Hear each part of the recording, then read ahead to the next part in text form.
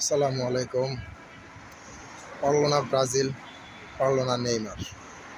56 মিনিটের মাথায় বদলি খেলোয়াড় হিসেবে নেমেও নেইমার কিছু করতে পারল না। এক্সট্রা টাইমে পেনাল্টিতে একটি গোল করেছিল নেইমার। এ পর্যন্ত এবারের বিশ্বকাপে নেইমার এবং ব্রাজিলকে নিয়ে ব্রাজিল ভক্তদের যথেষ্ট আগ্রহ ছিল। বিশেষ করে তাদের কোচ কার্লোস আনচেলত্তি বিশ্বমানের একটি কোচ ছিলেন, যাকে নিয়ে সবাই আশা করেছিলেন ব্রাজিলরা। কিন্তু ব্রাজিল তার ছিটে ফোটাও দেখাতে পারল না। ব্রাজিল নরওয়ের সাথে যথেষ্ট ভালো ভালো চান্স ক্রিয়েট করেছে, কিন্তু তারা গোল করতে পারেনি। আসলে একজন ভালো ফিনিশারের অভাব। আমার মনে হয় নেইমারকে তারা প্রথম থেকে খেলাতে পারত কোচ। জানি না কোচ কী সিদ্ধান্ত নিয়েছিল। তাদের এই সিদ্ধান্তের কারণে আজ ব্রাজিলকে বিদায় হতে হলো নরওয়ের সাথে হেরে। তো ব্রাজিলের পারফরমেন্স নিয়ে আর কী বলবো।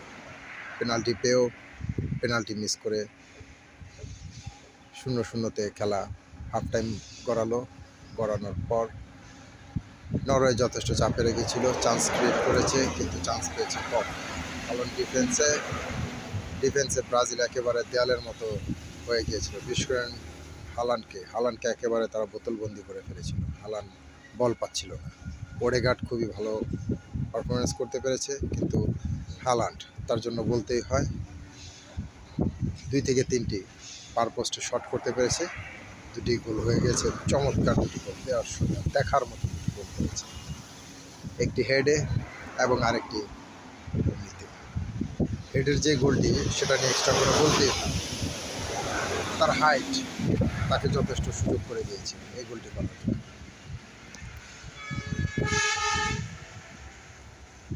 তো নরওয়েকে পারল না হারাতে। ব্রাজিল তার রেকর্ডটা ভাঙতে পারল না। নরওয়ের সাথে এখন পর্যন্ত কোনো ম্যাচ জিতেনি। সেই না জিতেই ব্রাজিল বিশ্বকাপ মিশন শেষ করবে। এবারে খেলায় দেখে যা মনে হলো, নেইমার আর মনে হয় অবসরে চলে যাবে, আর নামবে না। তো আপনারা কী বলেন, ব্রাজিলের এই পারফরমেন্স দেখে কি আপনারা খুশি না হতাশ? অবশ্যই জানাবেন। ধন্যবাদ।